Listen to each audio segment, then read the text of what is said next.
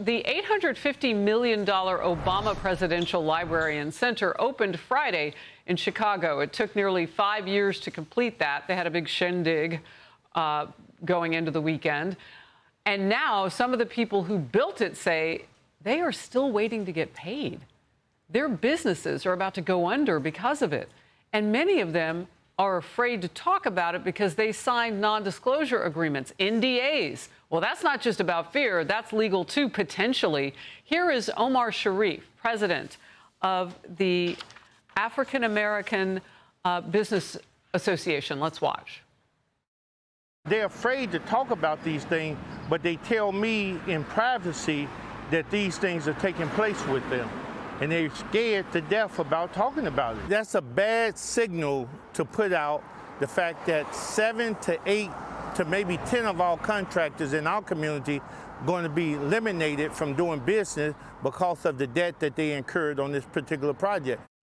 Look, this is really, really serious business. If people can't speak up and say they weren't paid because of NDAs, then what happens? The Obama Foundation told Fox it paid Lakeside Alliance as the project's construction manager and has no outstanding charges with them. So there's this alliance of business owners, and I've looked through it. It's about a handful of these businesses who were on that original construction. Then they brought in subcontractors to fix some things. And so now you have layers of people looking for cash that they're owed. Lakeside's statement to Fox now, quote, "Throughout construction, Lakeside Alliance remained focused on fulfilling its commitments, supporting its trade partners, and advancing workforce development and helping to realize the Obama Foundation's vision for the center," end of quote. Well, when we followed up with that statement asking about the contractors who said they didn't get paid and the NDAs, they pointed us back to the original statement and said, to provide a bit of context for you here, there were approximately 475 contractors who worked on the project. Okay. Well, one of those subcontractors is definitely talking. He's owed nearly $4 million, and he joins me in Focus right now, exclusive network television for us right here. Mike Owen, president and owner of Adamson Plumbing. So first of all, I want to start with what you were promised in the beginning and how different that is from what you're living through now. Well, we bid the contract at a price that was agreed upon, and we were awarded the project. This project was slated really to run 24, 30 months, and we are now, I believe, in week or month 54 on this project. Yes, and you just can't sustain those costs for this type of project for that long. And we have lost, a lot of our losses in the red really point to loss of labor hours. Just as an example, in 1 month alone, I calculated we lost 164 labor hours. That's a lot of money. And you extrapolate that with the extra months taken to finish the project, it adds up rather quickly.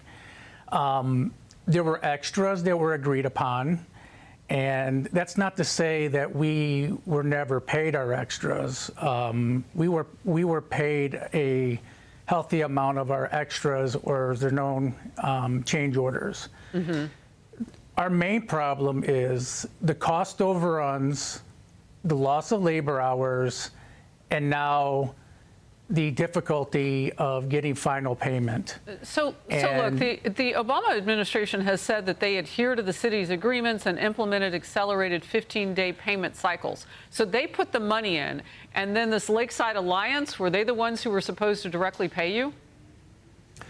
Correct. That's typically how it goes. The Lakeside Alliance is the general contracting joint venture between 5 black general contractors and Turner Construction. And they essentially are the construction managers on the project. Okay. And when was the last time you got paid? we were supposed to be paid this past Thursday or Friday because of the holiday. Did you get paid? No, not yet. Not any of it.